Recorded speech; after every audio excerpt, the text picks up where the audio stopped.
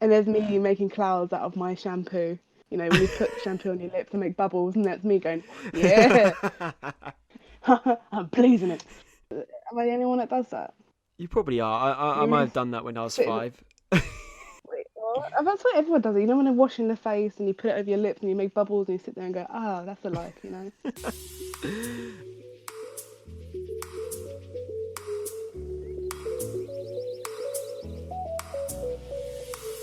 Hello and welcome to episode 6 on the AM Filmmaking Podcast. I'm joined by a new guest and her name is Kerry-Louise Walsh. How are you doing, Kerry? I'm not bad. Hi, thanks for having me. How are you? Yeah, not too bad, yeah. No, sorry, I jumped in a bit too early. That's what I usually do. Yeah. So yeah, like today we're going to be reviewing another comedy, well, it's a comedy action film called The Pineapple Express, which was made in 2008. It stars Seth Rogen, James Franco, and the famous five from the Disaster movie, I believe, and This Is Yep. the End. Um, Yep. Kind of not really comedy giants, but they were famous at its time, especially for the film we're going to review today. Before we jump into that, Kerry, let's get to know you a bit more. Like, say, like, what's your bank account details and You want my thought sort code? code? Um, Go for it, go. But what do you do? it's one no, I'm kidding. What do you do? And where you come from? Where'd you go? Everything. Where do you come from, Cotton Eye Joe? So I, at the moment, because I'm a swimming teacher, and because of what's going on at the moment, I haven't got a job. So I've been making YouTube videos. Nice one. Yes. That's So if you want to follow me and watch my makeup tutorials, yes, I do makeup tutorials. My channel's called Crack Pasta because I like ducks and I like pasta. Why not? I love pasta as well. Pasta's like banging. It You can is. have pasta and cheese. Have you seen this craze? Pasta and gravy. No, I haven't actually. That's a bit of a weird combination. Is that meant to be like the sauce?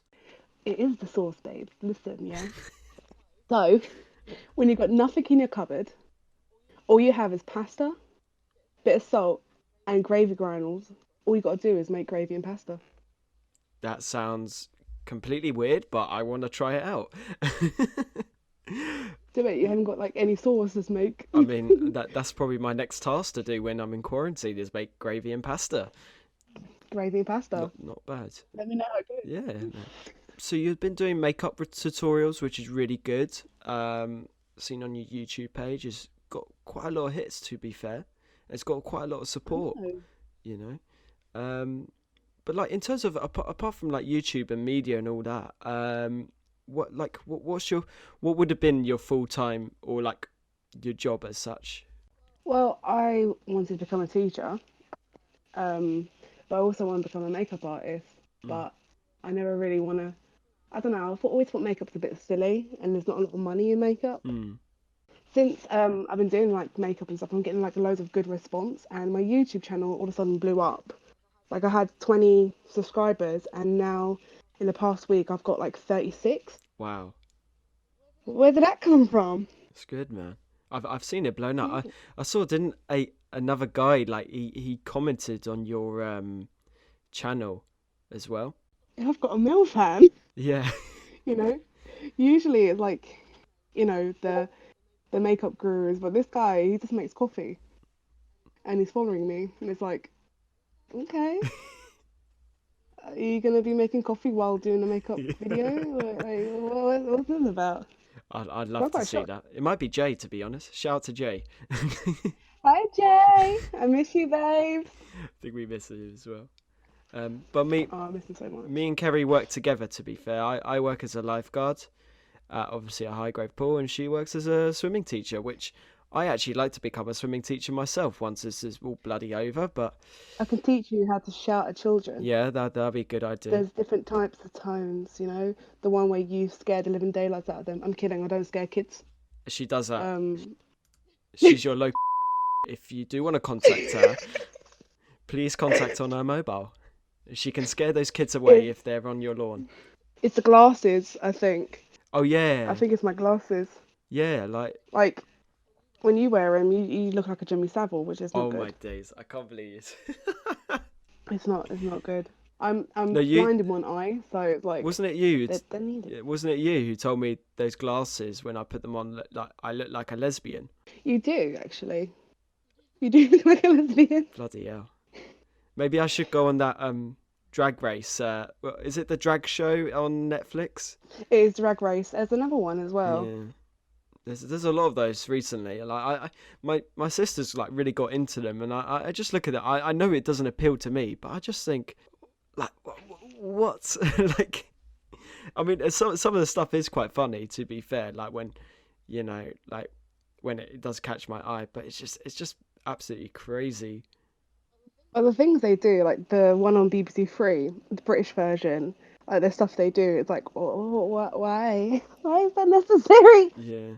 But I think it's good in a way. Yeah, they're following their dream, because like in this day and age, I think people are entitled to do whatever they want.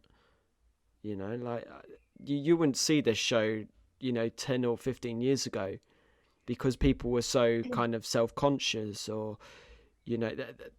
not saying there were rights during then, but there weren't as many as they are now, if you get what I mean. See, well, if you look at it now, like we're more versatile, is that the word? I think so. I think. I don't want to offend anybody, but like, we don't. I can't even think of the word. We're more supporting when it comes to like people with gays. No, that's not right. I can't think. People with gays. Yeah, I think I see where you're coming from. I think people nowadays are definitely more supportive. There's less of a stigma. I think that's the term, in terms of like, There we go.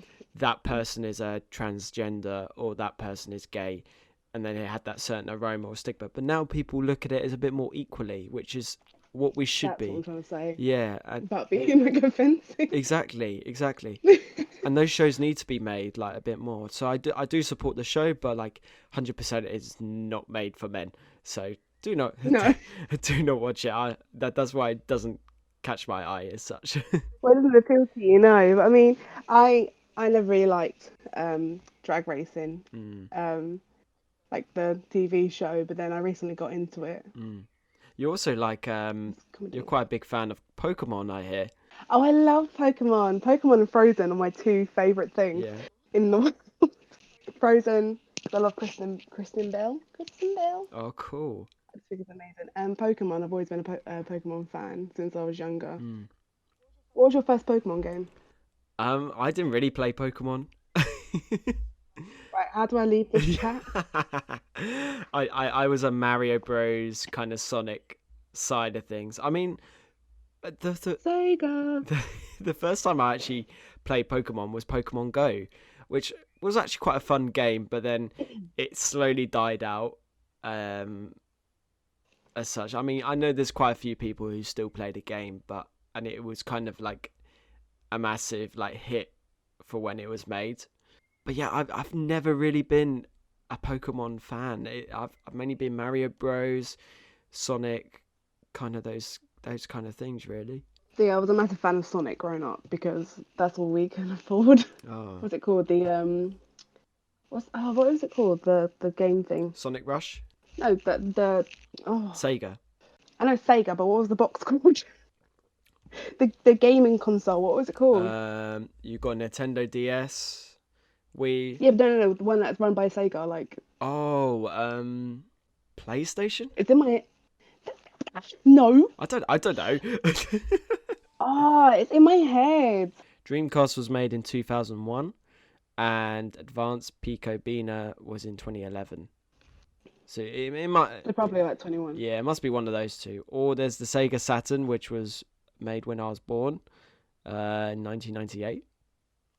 Oh gosh, I forgot how young you are. Oh, for fuck's sake. I'm kidding, because I'm born in 1996. Or for the oldies out there, maybe the 32X in 1996. Back in my day, we had this.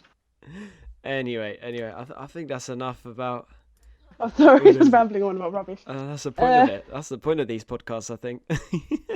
We're going to get into the main meat of things, or the main juice, which is let's go. about this Let's film, go. Pineapple Express. So I like to start with my opinions on this film. I wasn't the biggest fan, in my opinion. I mean, Okay. I, I don't know. It just didn't appeal to me.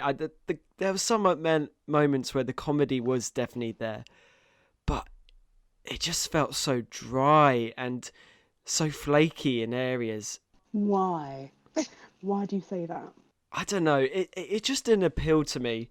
Uh, I think it was just the way it was written. I'll get into the negatives like later on, but like I felt it was very exaggerated, and a very exaggerated comedy throughout this film, and it really did show. I mean, don't get me wrong, there were definitely some positives. I've got quite a few notes on like the positives throughout the film, but it just didn't appeal to me, and that's just my opinion on it. Well, it's a stoner comedy. It's like, Harold and Kumar. You got to watch it when you're stoned, unfortunately, to have an understanding of it. But I think it's a good film to watch when you're bored, if that makes sense. Like if there's nothing on the telly, or it's a good film. I like it. Yeah, I mean, there is certain things that do drag, and it's more. It's not quality, it's more quantity, if that makes sense. yeah, Just throw these gags in there because why not? You know? yeah. There was a lot of scenes like I've spoken in my podcast. Sometimes comedies like to add in filler scenes, i.e., scenes where it's just like, oh, let's just fill this in. We can make it as long as we can, and like majority of the time, this film did feel like that. But don't get me wrong, there was definitely its funny moments. It's a heterosexual man love rom-com sort of thing, Yeah, with Seth Rogen, and yeah. yeah, exactly. Yeah, it was just one of those films where, I just wasn't. I was laughing for the first 10 minutes, and then it just died. I just kind of went, okay, why am I watching this now? Okay, now what the hell is going on? Like, All right, let's chop down the movie. So we're gonna have the start, middle, and the end. So let's go with the start. What do you think of the beginning of the film? I thought it was really solid. I thought, Dale's character was really set up really well. We get this vibe where he is this kind of arsehole worker who goes around undercover to give people, I think they were fines. Yeah, so it's like, you need to pay up for things that you owe to the government, such as like divorce Yeah. things. And yeah. It reminded me of, have you ever seen the British show Can't Pay, Will Take It Away? Yeah. It reminded me like that, like almost like a turned down funny version of it. And it was really funny, like I liked when, he bursts into the hospital, he's getting dressed and he goes, "Are you Mr. I don't know, I'm going to call you Mr. Dentist because that's the only thing I can think of at the hospital." He goes, "Yeah, what's up?" He's like, "You have XYZ of fines to do with this person's death." And then he just chucks the blue note onto the floor with him. And it's like, boom. Literally. But is there dentists at a hospital? Like, I just thought of Mr. Dentist because I couldn't think of the hospital guy's name. call him Mr. Doctor, Mr. Dentist. Or you call it, I think in call there. him the doctor. I think that's a good idea. Doctor Who. Yeah. Oh, this is the wrong show. Wrong isn't it? show. Who. All right. Pineapple Express, go. I mean, yeah, and then you get him. You kind of understand that the character, like the Seth Rogen plays, he is an arsehole that dates an 18-year-old from high school. He's jealous, and he just plays off as an arsehole. He's quite rude to one of the teachers, and yeah, he's a prick. I think it is established very well. Like, he doesn't quite understand the full grips of like it reminded me of like probably my teenage self, and like it was really weird, especially like maybe this person might have a few problems in his life, especially when he's going out with a college student who her name was. It's not even college. High Oh, school. high school. Bloody hell. High school. That's even worse. So she's like 16. It's alright, she's 18. Oh, she's 18. Fine. She's fine. I thought she's 18. high She's fine. school was lower than college, no? Well, this is America. True. Famous quote from Childish Gambino. I was just thinking this is illegal. 100%. This is illegal. Literally. But Well, this whole film is illegal, is it not? True. Mm. You know what's a fact? Yeah, I didn't even realize this. I watched this film on Monday, and Monday it turned out to be 420 Blazer Day. So yeah, like anyone who smokes weed out there, just cool. Like on 420 day, like everyone meets up in Hyde Park. Because of social distancing, can't do it. Yeah. Sad, right? I mean, I don't smoke weed, but the amount of Snapchats I got of people smoking joints, and I was just like, oh, thanks for that. I would never do that.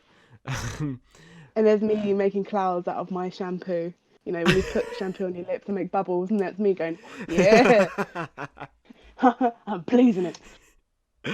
Oh dear. Am I the only one that does that? You probably are. I might have done that when I was 5.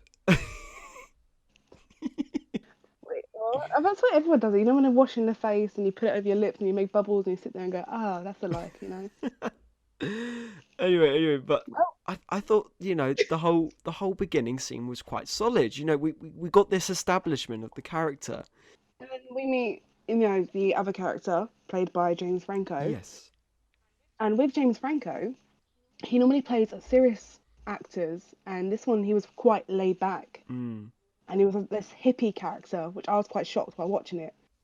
But I think he played the role really well. Like, in my opinion, like, this is probably the first time I've seen James Franco. Like, I'm not sure what other films he's been in. Let me have a look. He was in Spider-Man. Yeah. Even in the film he was in 127 Hours, which is the film about. Isn't it about the guy who gets trapped under a rock and he has to saw his arm off? Wow. I think it's his leg. I don't know. Is it his arm or leg? It's his arm, because he gets trapped. He gets trapped there, as the film says, for about 3 days. But I thought he played it really well. Like, that for me, like, as an audience member, like watching it for the first time, I thought he really suited the role. And another fact about the film, like, even Seth wanted to play James's role, but then James said to Seth, "I want to play your role." And then they just swapped round. So, but I'm glad they did, because they both match the personalities of the character. Like, yeah, I think someone else could play Seth Rogen though. Yeah, but I couldn't see Seth Rogen playing as his stoner guy or a drug dealer. I would have to see James, like, and I thought he did it really well. Little fact though about Seth Rogen, I'm a massive Seth Rogen fan, always have been. Mm-hmm. He's my man crush. Okay. Yeah. Hello. That's weird. But did you know that he was one of the writers for Bad Boys 2? Wow. I still haven't seen that yet. I need to watch a lot of films. Bad Boys. What you gonna do? What you gonna do when they come for you? Oh, damn. That's quite interesting, Yeah, he's been in lots of things. Like, I even put down, like, a list of the top things he's been most popular for, such as, he played Frank in Sausage Party, which I love that film. He was also the voice of Pumbaa in the new Lion King remake. And he was also Officer Michaels in Superbad. The first time I watched Sausage Party, I was in the room with my mum. Oh my god. That's the worst film to watch with your family.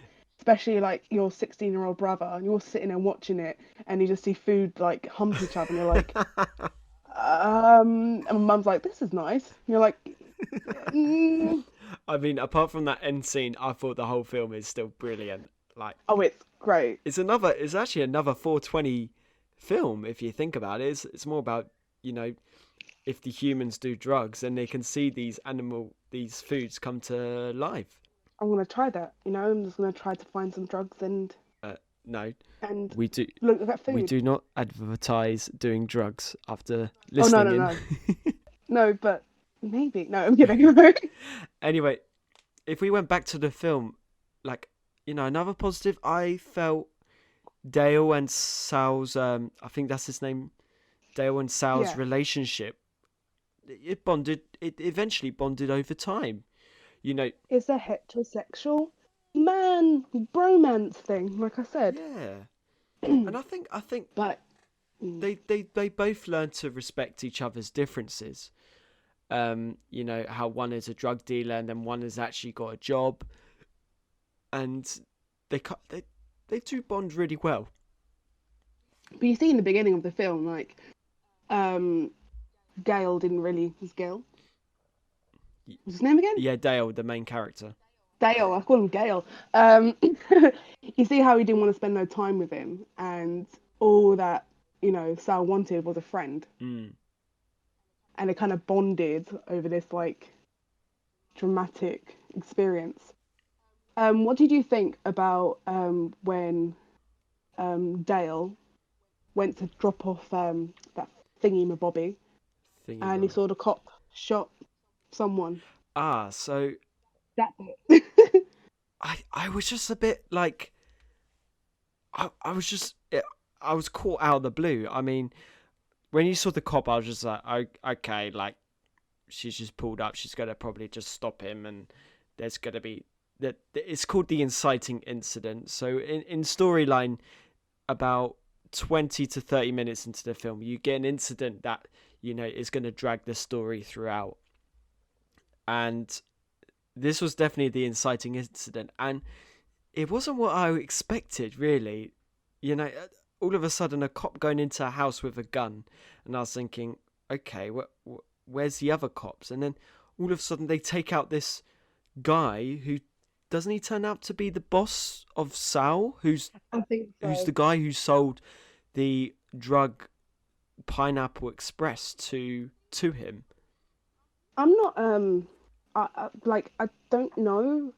How did the guy know that the weed was Pineapple Express? Like, how does he know that the? I thought all weed tastes the same, doesn't it? Yeah, but I think he, because obviously if you remember right at the start of the film, where it's in that black and white underground World War II bunker where they are trying out new drugs and everything. Illegal. I love that scene preferably as well. I forgot about that. Oh, it's hilarious. We get to learn that this drug can do really crazy stuff to you, and I think it's because they described it as a different taste to things. Well, like Sal said, it's like killing a unicorn. I don't know that expression that Sal was trying to. It's like killing a unicorn. It's nearly impossible to do. It's an impossible feeling. Exactly. So if you smoke this, it's an impossible feeling. Exactly. And to make it even more special, they have to put a crosshair on their weed joint. That's so funny. They're like, woo! Yeah. And the coffin made me laugh. Oh, Were they actually like smoking weed on set? Sorry? Were they actually smoking weed on set? No. They both looked high throughout the whole thing. I wanted them to be high throughout the set, but I don't think they did. But I did find out another fact that even Seth tweeted on his Twitter on the 10th anniversary, is that they rolled up about 100 to 150 joints on that set. And oh my goodness. They found out that even the set designers of the crew didn't know how to roll up a spliff properly. So himself and the writer Goldberg had to roll up 100 to 150 of those spliffs because no one else knew how to do it. So that means they must have done so many takes to get it absolutely right. Oh my goodness. Yeah. Oh wow. I mean, how hard is it to roll a joint? It takes how many people to roll a joint? Well, the thing is, yeah, like you gotta be a smoker to kind of properly know how to roll up, and sometimes like even people who buy cigarettes that are, they're all packaged and ready to go, that it may be true, and you may even get the rare opportunity where the whole crew doesn't know how to they don't smoke. So of course, To roll up and fuck. you get what I mean. So they might not do it properly. So it kind of shows that, well, maybe Seth and Goldberg are weed dealers after all. But like, if they know how to roll up a cigarette, then they can go for it. Well, if the filmmaking industry doesn't work for them, they can always be drug dealers. There you go. Exactly. And I think, they adapted to the situation. I'm just a bit surprised that the writer was on set as well. But Yeah. anyway.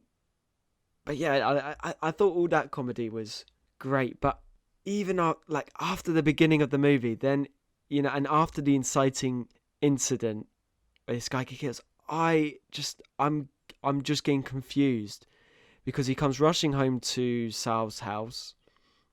He's going all about these things, kind of going, we gotta do this, we gotta do that, and I'm just getting annoyed because the dialogue is so on the nose. Like, they have to tell the audience everything they have to do. Like, okay, we need to get to our car, we need to drive away, We need to do this. I need to go see my girlfriend and tell her.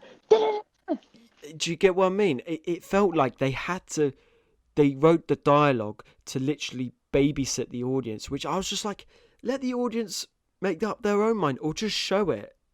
You get what I mean? But I've noticed a lot of Seth Rogen films is like that. It's kind of like dummy proof. Like, this is what's going to happen next. This is what's going to happen next. So you kind of like have an idea what's going to happen. Does that make sense? Yeah, and maybe this is why this comedy doesn't appeal to me, because I like to be unexpected. I like films where I have to go, oh, what's going to happen next? Like, for example, if I was going back to one I reviewed recently, which was Monty Python. I was just going to talk about that. Yeah. I know the whole film is silly and ridiculous, but you don't expect it. No. Even in the areas where you think you do. And in Pineapple Express, I just predict everything that's going to happen. Well, did you predict that, Sal will kick the glass in the cop car and it will shatter? Did you realise that you actually get his foot stuck in the hole in the car? That bit I thought was amazing. Yeah, I'm sorry, that's the only bit I didn't find predictable. I thought he will kick the window and it will shatter, but no, he got his foot stuck in the... Yeah, I must admit, they did get a chuckle from me. I thought that hell chase scene was quite funny, to be fair.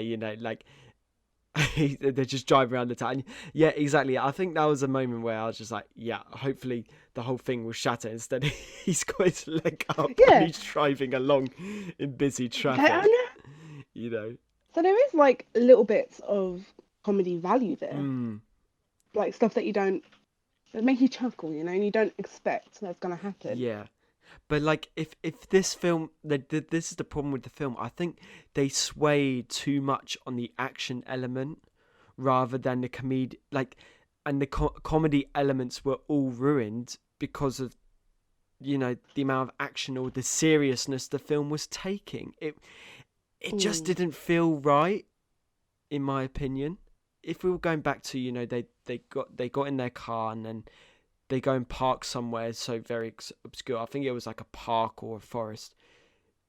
Yeah. The whole scene just dragged. When they're like, oh, what should we do? Oh, yeah, let's smash our phones. They took like 5 minutes just to smash their phones. And I was just so lost in the dialogue. I think that's why they're trying to make it funny, like, let's break our phones. Let's take longer than usual to break a phone. I think to break a phone, it just takes 5 seconds. Especially me, if I had my phone, it would take me 5 seconds to break it. As you've seen my phones, all of them are broken. Since I've known you, I've had like 3 different phones. Oh, fair enough. So it doesn't take that long to break a phone, does it? No. It just dragged. And when they were trying to find Sal's phone, and then Sal all of a sudden has a weird hallucination, and he's like, oh shit, run. I'm just like, what the hell is going on? What is going on? Do you get me? Yeah, no. It's just it is good, but it's like there's a lot of things that doesn't make sense, or things they shouldn't put into the film. It kind of drags out the film. Yeah. Like I said, they chose quantity over more than like quality. Yeah, there was I remember there was lots in it, but there wasn't the quality of the comedic elements were just ruined. You know, one thing that baffles me is how the fuck, you know, I know they were high off their tits or whatever, but no way can you pass out for 18 hours in a car. How strong was that joint? What was in that? It must have been something strong, but I'm just like, come on, man. Like, no way can you just be out for that amount of time. Well, apparently you can now. It with that dope pineapple express, that dope weed. 18 hours, you can miss the whole day. No, and you know, then their car batteries, everything just dragged. It felt like it dragged. And then we get these just plot holes. Like a story plot hole I find was Red's story. I can't even remember what his connection was to Saul. No, I don't, actually. See, this film's got like a lot of good reviews, but then when you're actually watching it yourself, you're like, hold on a second, what are they seeing that I'm not seeing? No, because the thing is, like, I've rewatched the film this morning, so it's fresh in my head, and I remember watching it when I was younger, and it was amazing. It was funny, and now watching it back, it's like, it's shit. Yeah. It's like, it's just two actors that got stoned and thought, hey, let's make a film. It'd be hilarious. Let's put action in it. Yeah. I mean, if we carry on for this, like, me and Kerry just spent our time just trying to research Red's story, and actually, all it says is they go to Red, who happens to be another dealer who, like, you know, also sells marijuana, and like, you know, Red gets captured by these two henchmen who are played by Kevin Corrigan and Craig Robinson. I know Craig Robinson. Craig Robinson's quite funny, actually. But Red's story just doesn't link up. It's just there. It's just there, so then he can tell the two characters that this evil Ted is after to kill them because he's an evil drug lord. Yeah. Doesn't really give you much information, does it? No, it doesn't. And this is why I'm thinking that this is why there's a lot of plot holes. You know, and I feel Red's character was just a filler. It's just a filler character. The whole sequence where they're fighting each other, I mean, the effects are cool and that, but, you know, they were trying to be comedic. They were trying to force areas of where I thought, you know, like, why is it being like this? Where is the comedy in this? There's not. But speaking about, so I'm doing my little research on the character Red, and I typed in red and pineapple, and it came up with why you shouldn't eat pineapple if it's red. So my research compared to yours, valid. Literally. If I was to do another interesting fact, actor who played Red, his name is Danny McBride. Danny McBride. He, in the scene where he was taped up, so then he can reveal why there are people after him to kill him.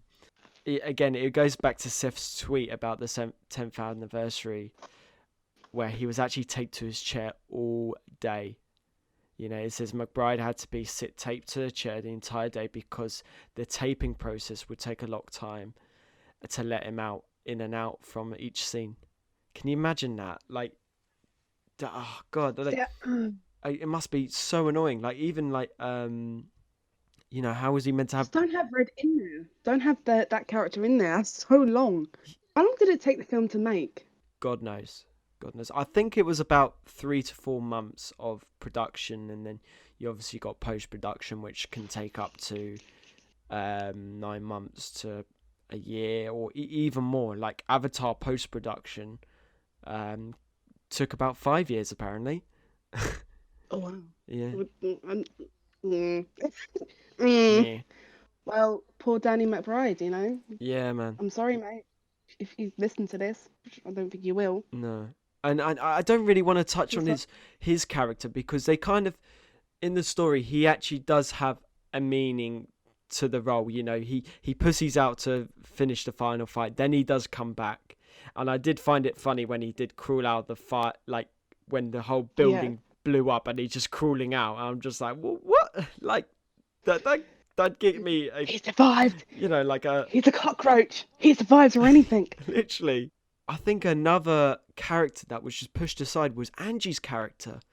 So Angie is the girlfriend to Yeah, Dale. you don't really know what happens to her as much. There's Yeah. a lot of like, it leaves you thinking like, well, that doesn't make sense. Why didn't they what? Like kind of thing. Like you said, they just pushed her aside, and we're just left on this cliffhanger of like, what the fuck happened to her? Where did she go? Just to recap on the story. So Dale then had this date, which he had to go around Angie's parents' house to then eat food. But obviously, he was stoned for 18 hours and probably is still stoned. Then he had to go around her house, and then, there's this whole argument. Even the dad starts shooting him for some reason, and destroying It's like a he fossil. destroyed his own bloody kitchen whilst doing it. And then Angie believes him that, she's in great peril, so she has to go to a hostel. I don't think the parents followed aside because you don't see the parents again. So then Angie's in this hostel on her own. She kind of said, "Oh yeah, I want to break up with Dale." On the phone, we get that whole sequence about that, and then we get another phone call saying, "Oh, I'm so sorry." Dale's saying to her, "I'm so sorry. I'll let you know when this is all over." And Angie's like, "Okay, let me know as soon as possible." Then we don't see her again. See, why? Just end the relationship. Don't call back. Don't be like, yeah, no, I want to be back with you again. It's just don't add that. Leave it. But then, Leave it where it so lies. what was the point of her character setup? What was the point of that really funny scene of them, snogging in the middle of a busy corridor in a high school? I think it's just that whole beginning bit to show that the character is a dick. So what?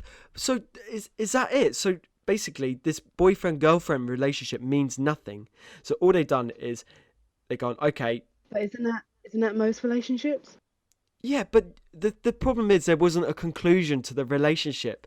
Like, from all I know is that Angie's still in that bloody hostel waiting for that phone call because her life is still in peril. Maybe she's still there. This film came out, what, 2008? Yeah. Maybe she's still Maybe at she's still hostel. living there.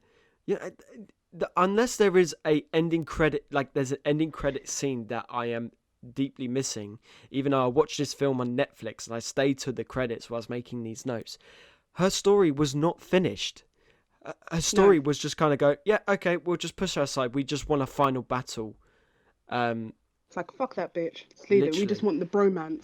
We just want the bromance. Yeah, and another character, like, as well, that we don't really see a lot of and we keep hearing about is this Ted guy. This evil drug lord. Who's Ted? He's the bad guy. The bad guy working But who with... is he? Exactly. Working with the woman. Apparently he was this evil drug lord because obviously, we go back to this underground World War II basement where we saw at the beginning of the film and we see it's a whole weed farm. There is, like, Ted doesn't even confront, like, he doesn't do his, like, evil speech towards Dale and Saul of their characters. And honestly, it's just a mess. Like, it didn't feel like there was a proper antagonist until that final battle. There is a lot missing. It's Ted Jones, isn't it? Yes. Gary Cole Gary plays, Cole, yeah. Gary? Gary. Literally. Well, yeah, there is a lot of stuff missing. Like, I'm doing my little research here, and there's a lot of plot holes in the story, which doesn't make sense. And another element that I really fucking hate, I'm going to swear about this, but I really hate. Did I really upset you? Sorry. Sorry, film. but... By the way, I chose this film, not because of 420. I chose it because I watched it when I was younger and I thought it was good. Sorry, Adam, if I upset you. Go on. No, that's absolutely fine. You may have felt it was good when I was younger, but this is me, I made this man angry. a grumpy 22-year-old with a 40-year-old living in his body. Well, I'm not very happy with this film. So go on, use the sanity. I'm waiting for it. Go. The editing was atrocious in that middle part of the film. I really hated it. For some reason, there was just moments where the editor decided, let's just put in some funky transitions, like a screen wipe or open blinds. I was gonna say, do you remember that video editor on Windows XP? Yeah, yes, That I feel like they used that for the film. yes. It felt cheap and just like, why? Like, why are these in there? They're only used, they're overused for like 10 minutes of the film. You know, when they go and find a new way to make money, they sell drugs to, bloody 13-year-olds. And then we screen wipe to Ted, who's the bad guy.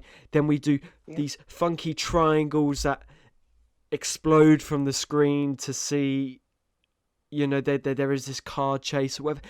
It just doesn't make sense to why they're in this bit.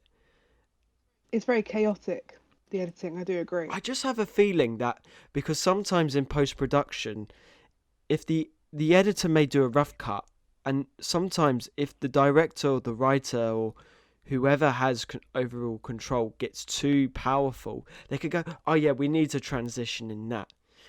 A good example of good transitions that makes sense is if you look at Star Wars. Okay, I love Star Wars. I absolutely love it. I keep making podcasts on it. Is that they use screen wipes throughout the film to show it's, we're going to a different planet, or we're telling another story or another side to the story. We're not hopping in between. Like, to use bang, this is happening next. Bang, this is happening next. Like with Star Wars, it goes, right, we're here now. Right, we're going back here now. It's very subtle. With this, it's like, have this, have that, have a car chase, have me selling drugs to little kids, have me like kissing 18-year-olds. Yeah, because that's fine. Yeah, well, or the writers just thought, oh yeah, this is funny. I think what they've done is they base these kind of ideas, like they may have been stoned when thinking about this, but I was just gonna say that they might have been. that would have been, weirdly clever, but at the same time it's just like, why? But they're just they just based it off kind of little things that are funny, and then the whole story is just there. I'm just getting annoyed at this film now. I'm just getting annoyed. Well, I can even make you more annoyed. Guess how much this has made worldwide? How much in the box office? Go on. No, just guess. Give me an estimate of what you think. Oh, I think it's surpassed 1 billion if people of the general public are really falling for this movie. Actually, it's less. Because it's the first marijuana themed comedy, and it's made over 100 million worldwide. 100 million, just for that. Yeah. That's. Yeah. See, this is the problem. See, I knew it. I've started you off. Oh no. This is the problem, man. Like that, no one. Comedy. You see, I love comedy and I hate comedy, but sometimes people go to the movies just for someone's name in the title. If it's a Seth Rogen, like they're just selling a famous person's name. For example, like the recent Men in Black with Chris Hemsworth. They're just selling the title. Don't watch it. I'm not watching that. Don't. I can't. Do not watch that film. My eyes will melt. My ears will disintegrate. My skin will just boil. I can't. Honestly, it's like the Terminator series. Why are we still making Terminator films? Why? But this at the time it was released, it doesn't make sense to why people are falling for this. And I don't know how this film has got 7 out of 10 on IMDb. It just baffles me. It just says to me, apparently this film is just above average. But this is just my opinion. Like, you could completely disagree with me and say this is the greatest comedy movie of all time. But this is just... To me, no. Because when I first watched it, I was like, oh, Adam, you've got to watch this film. Like, I remember when I first watched it, it was amazing. And then sitting there watching it, like, I was doing stuff while watching it, if that makes sense. Like, I was doing my washing while watching it because I wasn't interested in the film. Yeah. Like I'm looking at it and I'm like, okay, this is shit. It's a background movie.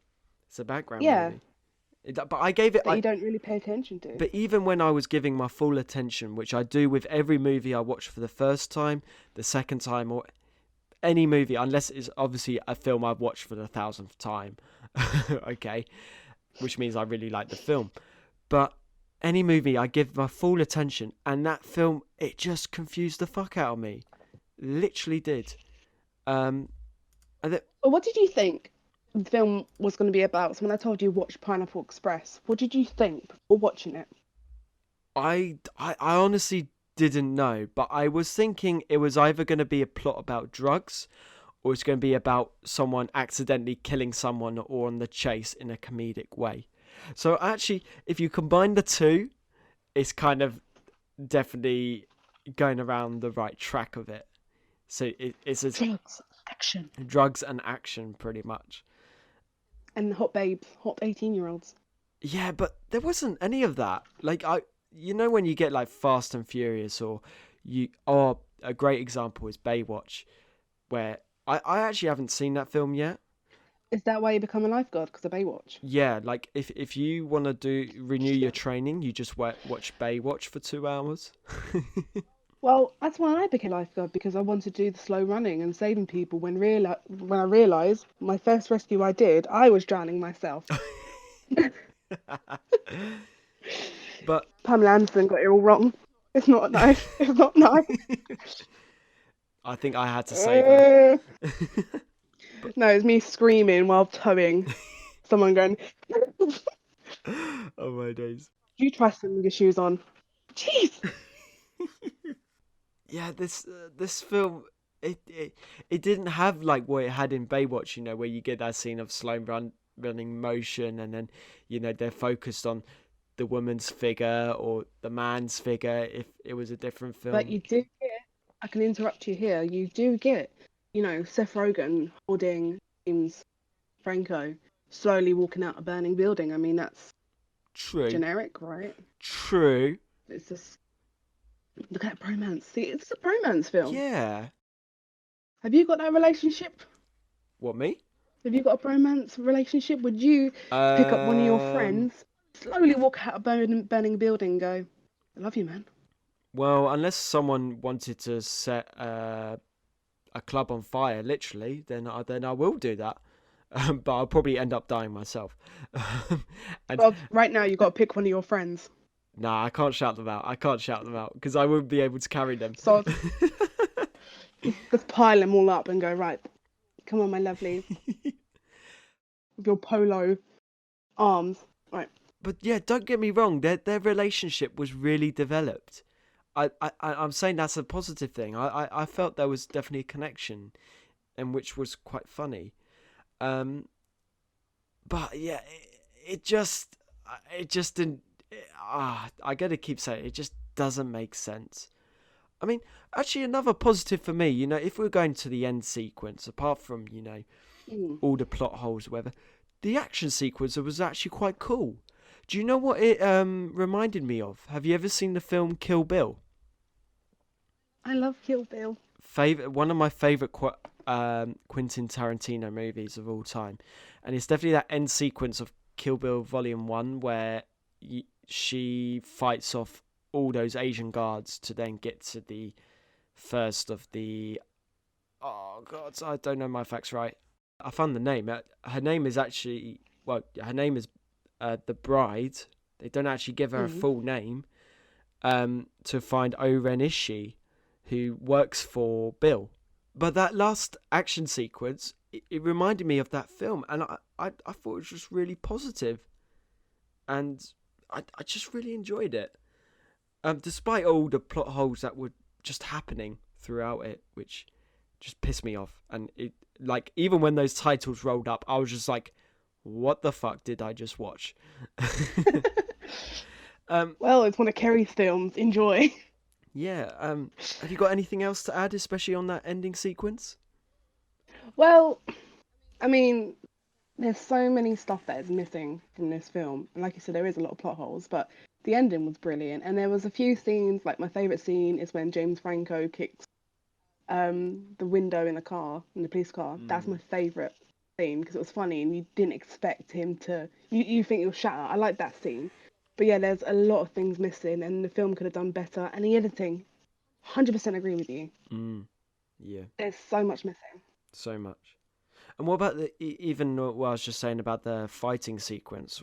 What about your thoughts on that? Like, do you think there's, apart from the plot holes, was there anything else missing? I don't know. If you've got any other input? I mean, it was alright. That's all I can say. Like, it's okay. It's not good. It was just very soggy. It's like.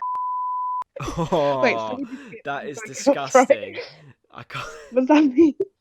I don't know what that means. I suppose it means. No. Do not explain it. I will cut that out of my podcast. I swear to God. No, I swear, no. I'm going to go straight to the overall conclusion of this. Don't give me an answer. Oh, no, I'm not going to give you an answer to what that means. You can actually go and look that up yourselves, but I'm not... Wait, let me do that now. No. I'm not going to say it over the podcast, but I don't know why the pair of you, like, because my partner's working from home, he started laughing, and, right. Oh my God! Yeah, I told you. Oh my God! Disgusting. Let's go to the end bit then, shall we? So, oh my God! She literally just searched it up, and I cannot forgive her for that. No, because I clicked on a meme with Patrick. Yeah, I'm done now. So. Okay. Yep. Let's go. Ending. Let's go. So after discussing this in quite a bit of detail, what like you mentioned, you obviously when you first watched this film, you were obviously quite young, and you thought it was the best film. Have your opinions dramatically changed after watching this? Heck yeah. I mean, it's not as good as I thought it was. Because I suggested it to you because I thought, it's hilarious, and because of what's going on at the moment, I thought it would lighten you up a bit and make you laugh. But I watched it and I thought it was crap. Yeah, I like films that piss me off though, because when people piss me off, I can actually just go into more of a rampage of debate. I know sometimes I can be this like light-hearted being, but like I like films that annoy me. So I'm very glad I actually reviewed this film. And for me as a first-time viewer, it's a 2008 film, so. But what does the year? It's cheap laughs. Yeah. Because in that year, comedy in 2008, like it wasn't great. It was just cheap laughs type of thing. True. I can't really think of comedy films like during that time that were actually great. And like you said, like even when I watched Disaster Movie when I was younger, and I thought that was like one of the funniest films. Oh, same. And actually, I watched that about 2 years ago, and I turned it off after 10 minutes because I was just like, "What?" It was like date movie for me. I thought it was brilliant, and then I think it's because you've gone old. You've grown up a bit, and you like more serious films, or you kind of appreciate comedy, a bit more. But no, I agree. Disaster Movie was like, it was a disaster. It was a disaster, but like whether it was intending to be around this kind of disaster concept, maybe you can forgive them for that. But this film, I have no words. Like I'm just gonna give my overall rating. Like I was being nice and I gave it a 6, but then that's gonna be higher than The Dictator, which I like The Dictator. So I'm not allowed to say that word because you know how I pronounce it. But overall, I'm gonna halve that rating to a 3. Ooh, I'm gonna be harsh. Like I said, like if this is probably the worst comedy film I've reviewed on this podcast, and I just didn't like it. I'm actually offended. I'll give this like a 7. I think it's good. You gave it a 7. I still think it's good. Like when I first watched it, I gave it a 10. I thought it was brilliant. But now my opinion's changed. But the reason I'm giving it a 7, like you said, the editing's not as great and it's cheap frills. But it's alright. How is it alright? How is it alright though? Just explain, like, I know it's really difficult, but like, what in your mind would say? You've got your you got your action, got your bromance. I'm in for that bromance, you know. That homosexual bromance. Nice. And then, you know, Yeah. No, actually, yeah, give it a little bit higher. I'll be Give it a nice. little bit higher. I'll be nice then. Because you kind of explained. Actually, yeah. To be fair, their bromance throughout it was quite strong. It's very strong though. I'll give it a 4. That's Oh me gosh, being I thought you nice. had much. That is me being nice. If I was horrible, I would give it a 2, or a 3. But like, I think a 4 after you kind of said, actually, yeah. To be fair, their relationship and the action sequences were quite cool. The action scenes were brilliant, I think, Yeah, but not especially as that in. ending scene. It's just, I think, if you look at the action bits, they're actually really good. It's like the quality is there for the action. It's just how it's been played out for the. I don't know. It was a bit unnecessary, Yeah, but it's good. Still good. yeah. I wouldn't go as far as calling it good. I'll call it okay. I'll call it okay. Well, if there's a burning building, I'm not listening and have that bromance. No, leave me to die if you want. I'll just leave you to die because you're giving it a 4. I'm so upset. Was that the coronavirus? Yeah. I do have coronavirus. Oh god. No, I don't. I don't. Do I have to like spray my computer now? Yeah, probably. Anyway, I think that ends for today's podcast. I hope you really enjoyed it. Thank you. Oh, I loved it. Yeah, thank you very much, Kerry, for jumping in. It was really, really good fun. You can check out all our podcasts on Spotify, SoundCloud, and YouTube. Link will always be down below. It'll be the AM_filmmaking podcast. Obviously, give it a follow, give it a listen. There's definitely more episodes to check out. But yeah, thank you so much, Kerry, for coming on. Thank you for having me, and don't forget to check out my YouTube page. Yeah, check out her YouTube page. It's called Quack Pasta. You know, has a lovely face on there, and she does really good makeup tutorials. So it's definitely worth giving a watch on there. For the upcoming next podcast, I actually do not know, but we're finding films to kind of tick the boxes. But there will be another special episode with myself and William where we analyze fan theory made films. So we've got a few films to analyze and break down, which should be quite exciting to do. Okay, I think that concludes for today. So yeah, take it easy, guys. Get through this quarantine. Stay safe. Stay safe. Stay indoors. You know, wash your hands. Wash your hands. Wash. And see you all later. Bye.